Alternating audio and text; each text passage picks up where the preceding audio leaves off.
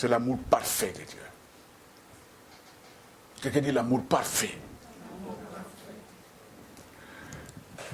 Les textes que nous avons lus, quand j'ai lu ces textes, j'ai compris, c'est vrai. Dieu est un Dieu avec un amour parfait. C'est dans Genèse chapitre 1.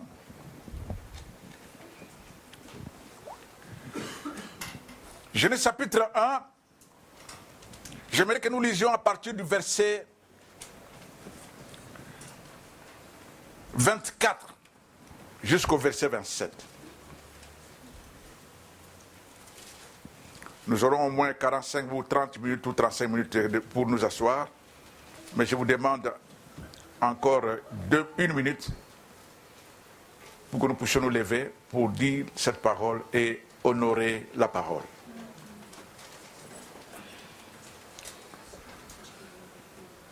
J'aime lire la parole de Dieu debout parce qu'elle est tout pour nous. Lisons-nous tous, chacun lit dans la version qu'il a, mais je crois que la pensée est la même. Au nom de Jésus, 1, 2, 3. Dieu dit que la terre produise des animaux vivants selon leur espèce, du bétail, des reptiles et des animaux terrestres selon leur espèce. Et cela fut ainsi. Dieu fit les animaux de la terre selon leur espèce, les bétails selon son espèce, et tous les reptiles de la terre selon leur espèce. Dieu vit que cela était bon.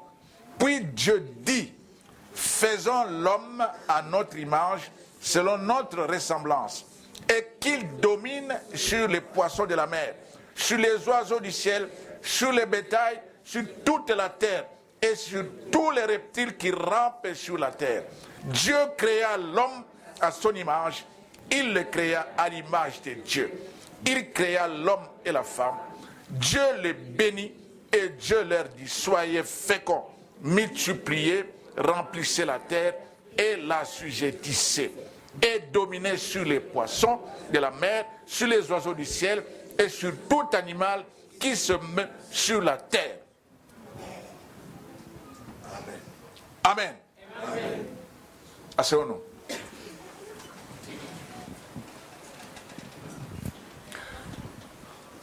J'ai lu ce texte, je l'ai relu encore. Je l'ai relu encore. Et j'ai compris une chose. Tout ce que Dieu a ordonné était fait selon l'espèce. Selon leur espèce. Les bétails, les reptiles, les oiseaux, selon leur espèce.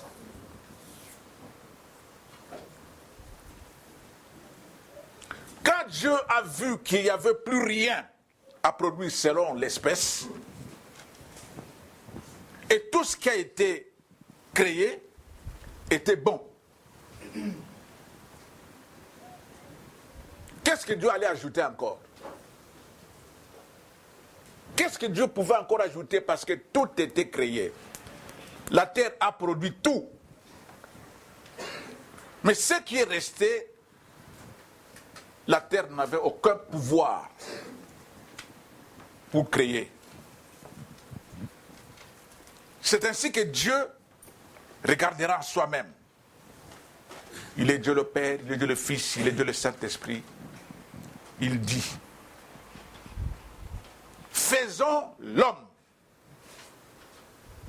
à notre image et à notre ressemblance. Faisons l'homme à notre image selon notre ressemblance. Premier point. En lisant cela, nous comprenons que l'homme n'est pas une espèce créée selon une autre espèce. Ce n'est pas le produit de la nature terrestre. Parce que là, tout ce que nous voyons ici, c'est la terre qui a produit. sortis de la terre.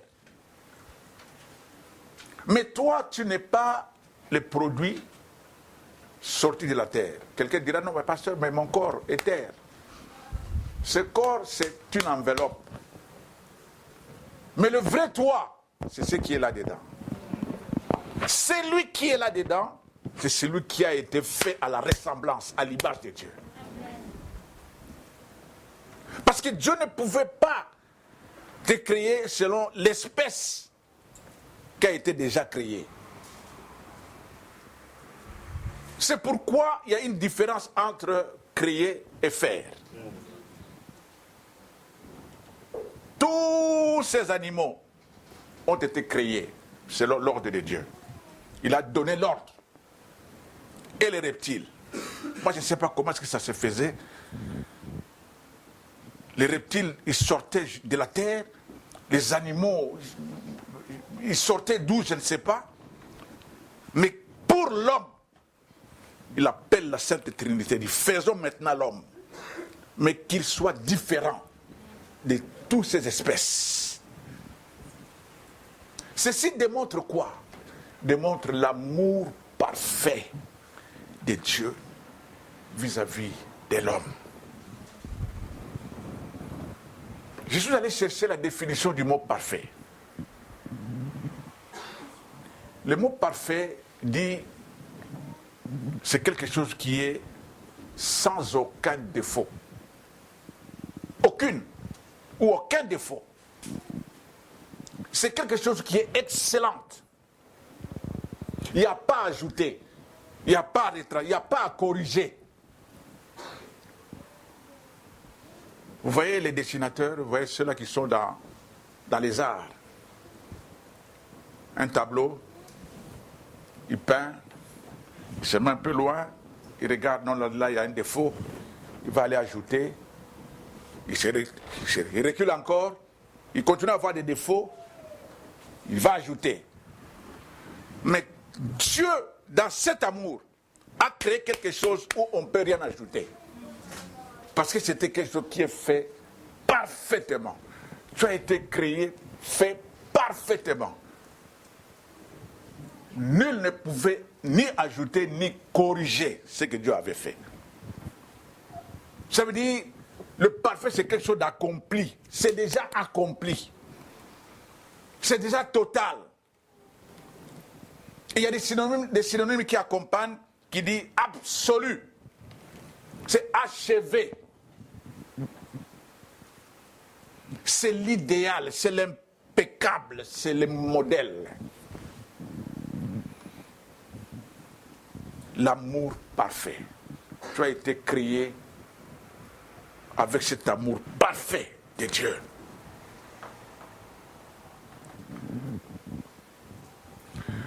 Dieu qui est amour, j'ai trouvé que l'amour, c'est les donner. Le fondement de l'amour, ou le fondement du donner, c'est l'amour. On ne peut pas donner si on n'aime pas. On ne peut pas donner si on n'a pas cette sémence d'amour. C'est pour cela. Jésus va le dire. Et c'est Paul qui le reprend dans Acte 20, verset 35. Il n'y a plus de bonheur à donner qu'à recevoir. Il n'y a plus de joie qu'à donner qu'à recevoir.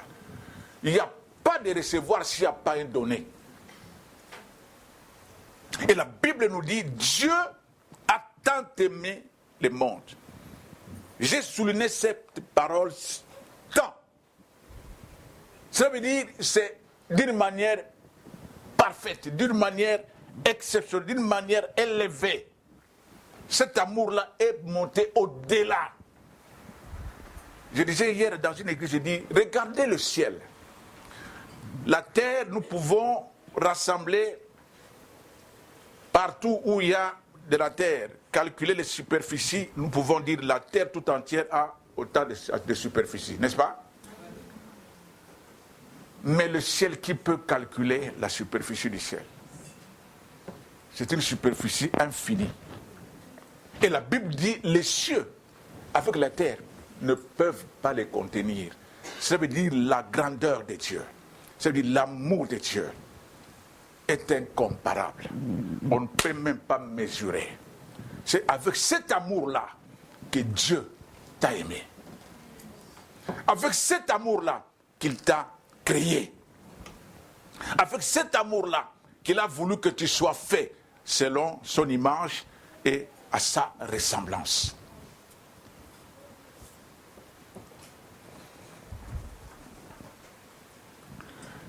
J'ai dit, le vrai amour a comme fondement les données.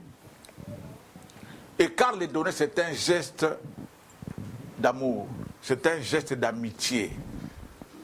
À un certain moment, Jésus va dire, vous n'êtes plus mes serviteurs, mais vous êtes mes amis. Parce que le niveau de l'amour est monté d'échelon. Il voulait qu'ils comprennent d'abord qu'est-ce qu'il est venu faire. Il est venu démontrer l'amour de Dieu vis-à-vis de son peuple.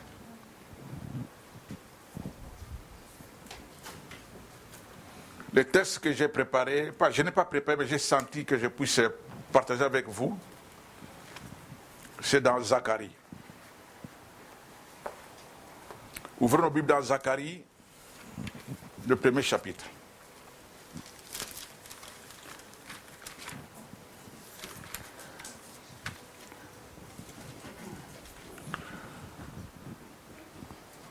L'amour de Dieu a été bafoué par le diable. Il a démontré à Adam et Ève que Dieu ne les aime pas. Si Dieu les aimait, il ne pouvait pas leur donner des instructions. Il ne pouvait pas leur dire non, mangez tout, mais ceci ne mangez pas. Mais s'il vous aime, pourquoi il doit encore vous donner des instructions? Pourquoi il va vous dire de ne pas manger ceci? Il devait vous laisser manger tout.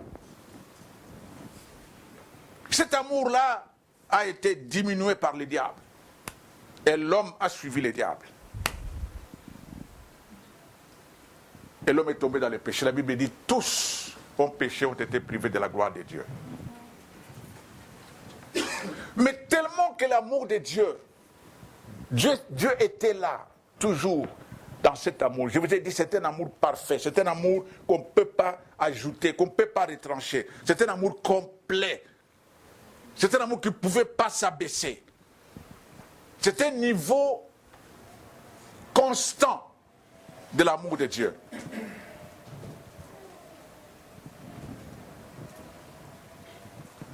Tout ce que nous vivons aujourd'hui était déjà préparé à l'avance par Dieu. La Pentecôte que le monde vit prépare pour fêter. Pour nous, la Pentecôte, c'est tous les jours. Quelqu'un dit Amen. Amen. Il y a des gens qui sont partis en vacances. On nous a donné un lundi de Pentecôte. Nous allons profiter. Mais nous, la Pentecôte, bien aimé, c'est tous les jours. Parce que le Saint-Esprit est là tous les jours.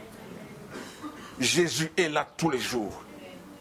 Il nous a aimés et il vit avec nous tous les jours.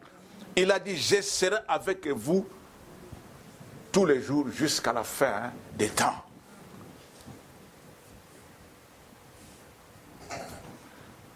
Zacharie chapitre 1, je veux partager le verset 14 et 15.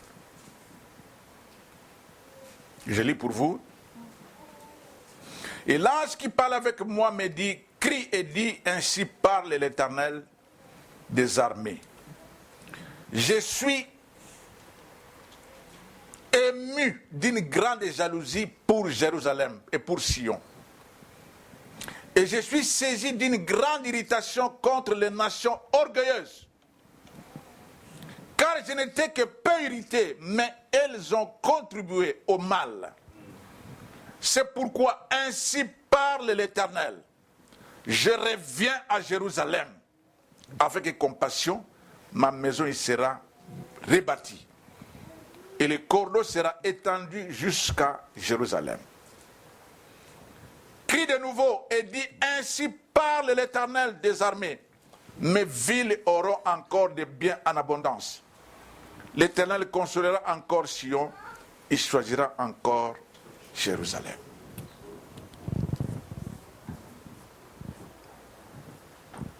Je ne sais pas si vous allez comprendre ça comme moi je comprends. Le pasteur a dit, si vous ne comprenez pas comme lui, mais lui il comprend selon lui-même. Amen. Il y a un temps où Dieu n'avait plus parlé.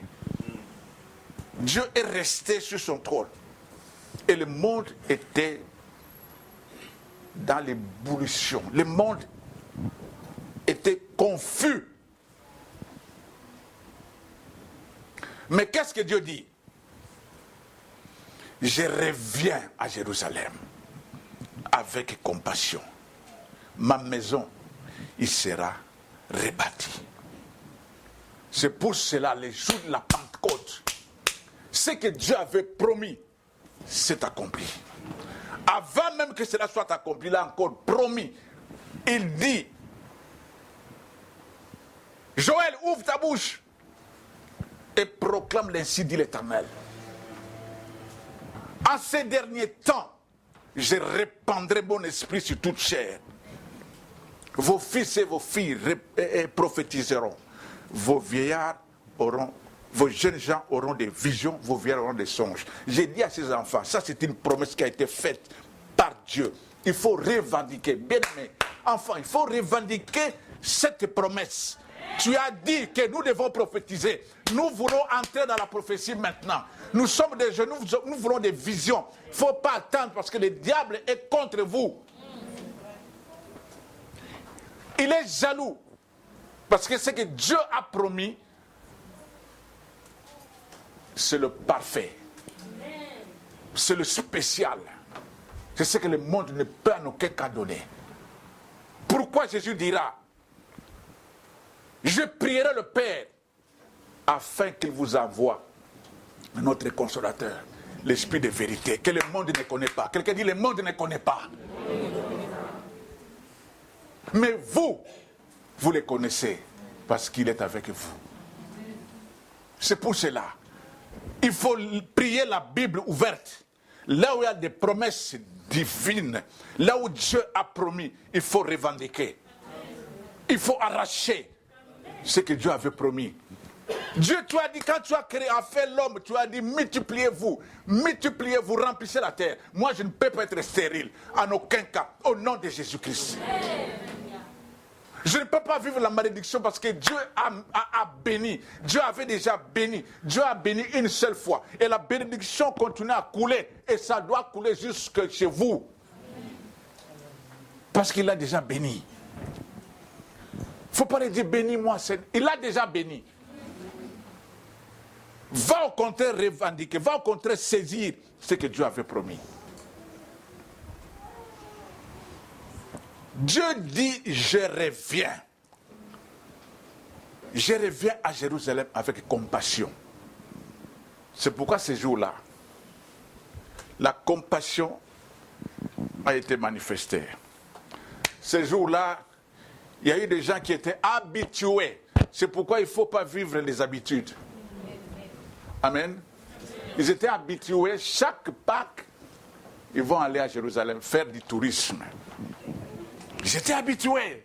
La Bible dit qu'il y avait des Italiens, il y avait des Libyens, il y avait des Romains, il y avait une multitude de races. Mais ce n'était pas une Pentecôte comme d'habitude. C'est pourquoi je vous ai dit la Pentecôte cette fois-ci, c'est une autre Pentecôte. Parce que chaque Pentecôte, Dieu veut faire quelque chose. Je vous dis, il y aura des enfants qui vont prophétiser. Si quelqu'un croit, il dit Amen. Il y aura des enfants qui vont voir des visions, ils vont crier là-bas dans la salle. Je vois. Parce que c'est la Pentecôte du changement. La Pentecôte a changé les gens. Ces jours-là, ils étaient transformés. Même Pierre qui était peureux, il était transformé. Parce que le feu que nous avons chanté, c'est le feu qui transforme. Est-ce que quelqu'un croit que le feu peut transformer pendant la Pentecôte? Moi, je crois. Et si nous nous mettons en accord, il y aura des langues de feu. Amen. Mais ne pense pas sur des langues que tu vas voir comme c'était à l'époque. C'est sur des langues spirituelles. Parce que le feu ici, c'est un feu spirituel qui brûle, mais on ne voit pas ce feu-là qui brûle. Mais le feu est en train de brûler quelqu'un, mais on ne voit pas le feu. Dieu dit, je reviens avec compassion.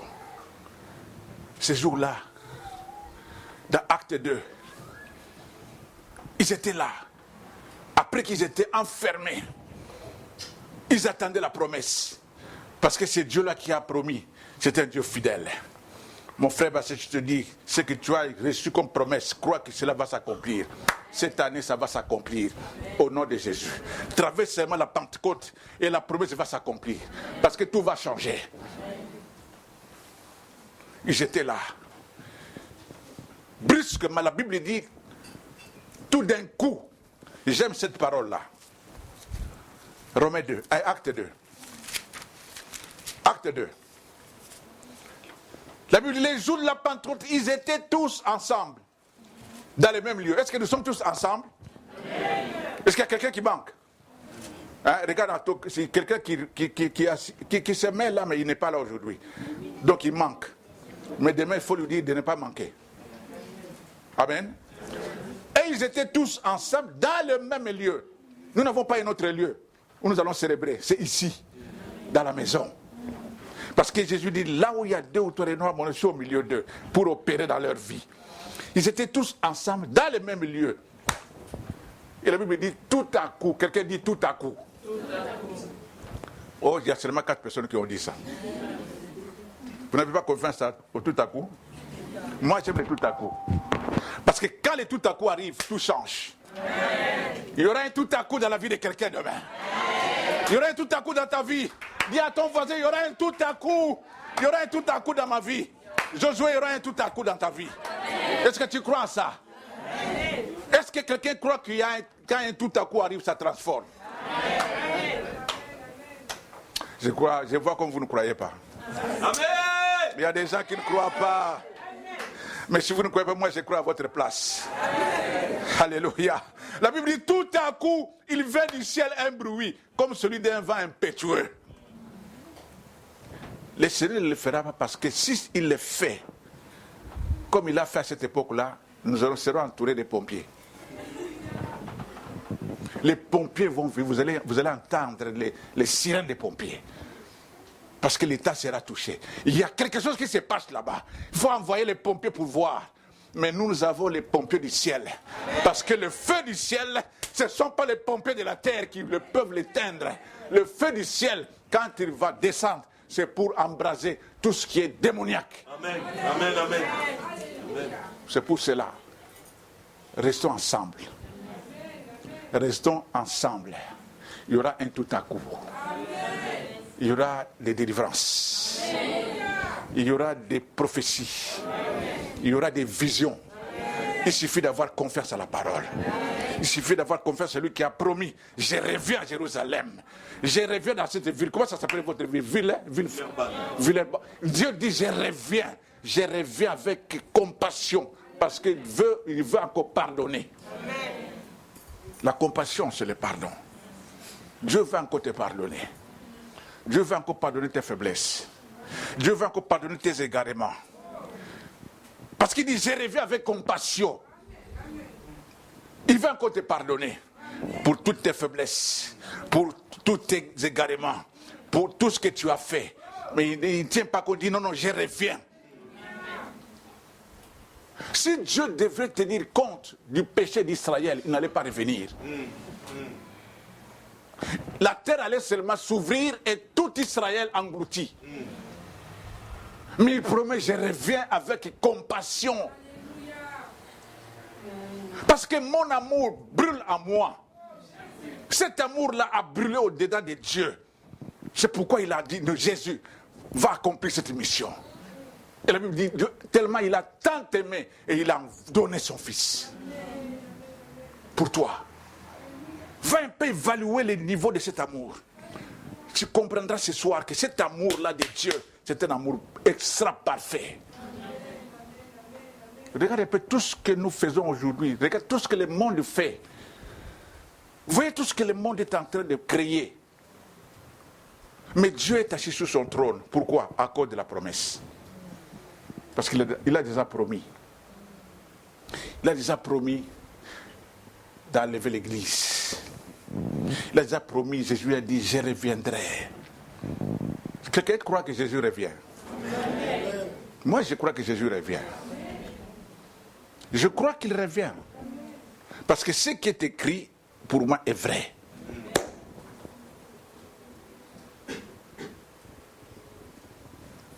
Tout à coup, il y a eu un vent impétueux. La Bible dit, et remplit toute la maison où ils étaient assis. Comme nous sommes assis là. Eux aussi, ils étaient assis. Mais de l'attente de quoi? De la promesse. C'est pourquoi quand tu viens dans la présence de Dieu, attends-toi à l'accomplissement de la promesse. Attends-toi que la promesse va s'accomplir. Attends-toi que ce que Dieu a promis pour toi, ça s'accomplira. Et là où tu commences seulement à le louer.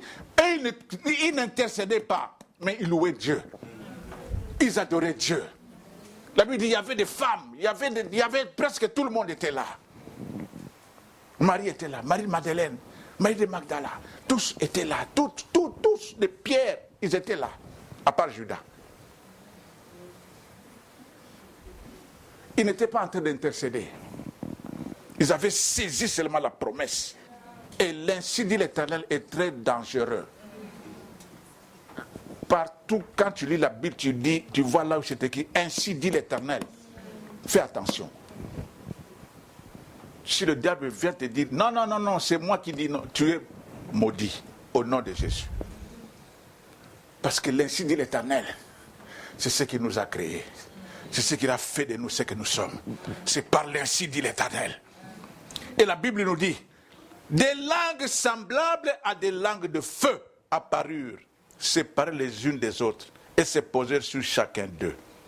Ils firent tous remplis du Saint-Esprit, et se mirent à parler en d'autres langues, selon que l'Esprit leur donnait de s'exprimer. Est-ce que quelqu'un est prêt pour s'exprimer dans une autre langue? Amen. Moi, je suis prêt pour m'exprimer, pour parler une autre langue. Je parle l'italien, je parle le français, je parle un peu d'anglais, je parle lingala, je parle un peu de swahili, mais je veux une autre langue. Amen. Une autre langue qui ne sera pas comprise par le monde. Amen. Qui veut une autre langue? Amen. Moi, je veux une autre langue. Voilà l'occasion pour parler une autre langue. C'est de rester ensemble.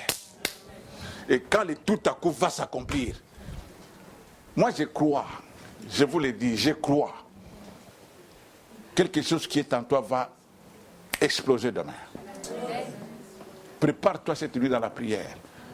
Le pasteur a dit, quand tu viens demain, ne pense même pas pour rentrer. Je ne sais pas si ça sera dans l'avant-midi ou dans l'après-midi. Moi, je ne sais pas.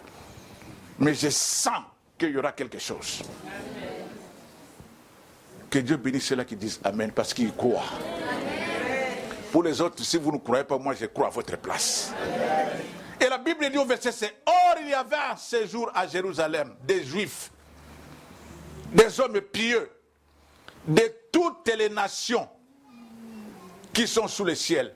Même ceux-là dont Dieu a dit, je suis ému de compassion, je suis jaloux, parce que les nations se sont moquées de mon peuple. Toutes ces nations-là étaient à Jérusalem. Vous voyez comment Dieu prépare les choses? Toutes ces nations-là qui confondaient Israël, qui se sont moquées d'Israël, ils étaient là. De toutes les nations qui sont sous le ciel, au bruit qui eut lieu, la multitude accourut. Et elle fut confondue parce que chacun les entendait parler dans sa propre langue. Je vous ai dit, ils s'étaient habitués. Chaque fois, ils allaient à Jérusalem, en tourisme. Ils faisaient ce qu'ils faisaient d'habitude. Ils mangeaient, ils buvaient. Mais ce jour-là, quand il y a eu un tout à coup, la Bible dit, ils sont accourus pour aller voir. Et quand ils se sont dirigés là-bas, qu'est-ce que la Bible dit? Ils furent confondus. Parce que chacun entendait parler dans sa propre langue. Et ils étaient tous dans l'étonnement et la surprise. Et ils se disaient les uns aux autres, voici ces gens qui parlent. Ne sont-ils pas tous galiléens? Et comment les entendons-nous dans notre propre langue à chacun? Dans notre langue maternelle? Parthes, Médès, Élamites. Ceux qui habitent la Mésopotamie, la Judée, la Cappadoce, les ponts, l'Asie, la Pyrgie, la Pamphylie, l'Égypte, les territoires de la Libye voisine, des Cyrènes, et ceux qui sont venus de Rome, pas nous, juifs et prosélytes, crétois et arabes, comment les entendons-nous parler dans nos langues les merveilles de Dieu? Ils étaient habitués à entendre les merveilles du monde, mais ces jours-là, il y a eu des merveilles de Dieu. C'est pourquoi je vous dis demain, il y aura des merveilles de Dieu. Demain, les merveilles de Dieu vont se répandre dans la salle, dans l'assemblée de Dieu. Parce que Dieu veut que cette Pentecôte soit différente. C'est une Pentecôte de changement. Il faut que tu refuses d'être toujours la même. Nous avons chanté ici, quand le feu viendra, je ne serai plus la même, n'est-ce pas? Est-ce que vous avez chanté ça ou non? Mais il faut vivre ce que vous avez chanté. C'est vous qui l'avez chanté, non? Qui a composé ça? C'est Thierry et c'est Kevin. Pasteur Abraham. Il a composé parce qu'il a voulu un changement. Et quand toi tu chantes, il faut aimer ces changements-là. Vous n'avez pas chanté? Qui n'a pas chanté? Levez les doigts. Tout le monde a chanté, moi aussi. Amen. Alors, donc prépare-toi pour les changements, parce que tu vas chanter les changements, et les changements arrivent. Cette nuit, Seigneur, je veux ces changements-là. Seigneur, je veux ces changements-là. Je veux ces changements. La Bible nous dit quoi? La Bible dit, la Bible continue. Ils étaient tous dans l'étonnement et ne sachant que penser. Les gens vont se poser la question, mais qu'est-ce qui lui est arrivé? Mais quand il est sorti de la maison ce matin, hier je ne l'ai pas connu comme ça, mais qu'est-ce qui lui est arrivé? Dis-lui tout à coup. Quelqu'un dit tout à coup. J'ai vécu le tout à coup. Est-ce que quelqu'un s'attend à un tout à coup? Moi j'attends un tout à coup. Parce que la Pentecôte ne peut pas passer sans qu'il y ait un tout à coup. Dans une Pentecôte, s'il n'y a pas de tout à coup, ce n'est pas une Pentecôte de Dieu. La Pentecôte de Dieu apporte un changement. Combien de Pentecôtes avons-nous passé? Mais nous ne passons pas comme les bons. C'est pourquoi je vous ai dit, pour nous la Pentecôte c'est tous les jours. Parce que le Saint-Esprit est là tous les jours. Mais cette fois-ci, c'est une Pentecôte particulière. Ils étaient dans l'étonnement. Ils ne savaient que penser. Ils se disaient les uns les autres, que veut dire ceci? Mais d'autres se moquaient et disaient, ils sont pleins de vin doux. Alors Pierre, quelqu'un dit Pierre. Dis encore Pierre. C'est la moitié de l'église qui répond. Dis encore Pierre. Se présentant avec les 11, il leva la voix. Je parle à ceux-là qui ne parlent pas, qui ont la langue cousue. Je parle à ceux-là qui... Comment est-ce qu'on les appelle? Les gens qui n'aiment pas parler. Vous les Français, on les appelle comment? Les timides. Je parle aux timides. Tous ceux qui sont timides, préparez-vous parce que votre langue va s'articuler. Votre bouche va commencer à parler. Et on dira, mais qu'est-ce qu'il a bu? Parce que, mais qu'est-ce que tu as donné à notre fils? Ce n'est pas moi, c'est le tout à coup. Parce que quelqu'un s'attend, c'est tout à coup. Pierre se présentant avec les hauts, il leva la voix et leur parla en ces termes. Il y a un langage qui est appelé langage spécial. En ces termes. Ils ne l'ont jamais entendu parler comme ça. Ils l'ont reconnu quand Jésus fut arrêté. Une femme dit, mais toi, tu es de cet homme. Et Pierre dit, non. Qu'est-ce que tu dis, madame? Moi, je ne connais pas cet homme. Parce qu'il n'avait pas le langage de tout à coup. C'est pourquoi la peur doit partir demain. La peur de parler de Jésus doit partir demain. Demain, il y a divorce. Avec la timidité, avec la peur. Ça, c'était la nature de Pierre. Mais quand le tout à coup est arrivé, la timidité était enterrée. La peur est partie, enterrée. Et Pierre éleva la voix. C'est pourquoi demain, prépare-toi. Tu vas commencer à parler. d'une autre manière. Tu vas changer les langages. Il y a des gens qui vont changer les langages demain. Si quelqu'un croit à ça, il dit ça c'est moi. Si tu ne le dis pas, tu ne veux pas changer les langages. Tu veux continuer avec les langages d'hier. Mais moi, je veux un langage nouveau. Je veux un langage du ciel. Je veux un langage du Saint-Esprit. Je veux un langage de feu. Oh mes juifs et vous tous qui séjournez à Jérusalem, sachez ceci et prêtez l'oreille à mes paroles. Ces gens ne sont pas ivres, comme vous les supposez, car c'est la 3e heure du jour. Pierre voulait leur faire comprendre, c'est la 3e heure du jour, c'est 6 heures du matin. Hein? Les bars ne sont pas encore ouverts. D'ailleurs, nous ne sommes pas habitués. Comment est-ce que vous dites que ces gens-là sont ivres? Mais c'est ici ce qui a été dit par le prophète Joël.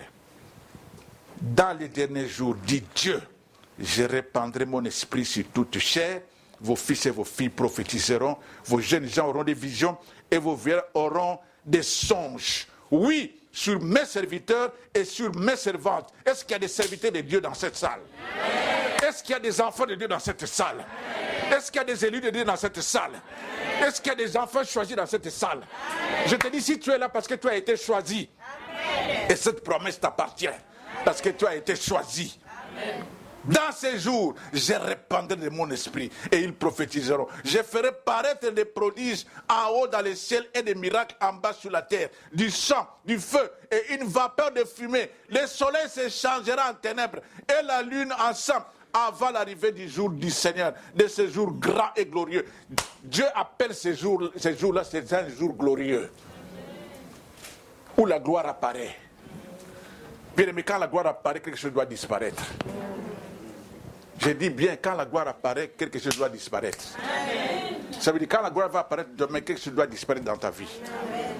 Quelque chose doit disparaître. Quelque chose, disparition de quelque chose qui m'a toujours bloqué, qui m'a toujours freiné, qui était un obstacle pour moi, mais ça va disparaître. La timidité va disparaître. Est-ce que quelqu'un croit que la timidité va disparaître? Amen. La peur va disparaître. Parce que la gloire va apparaître.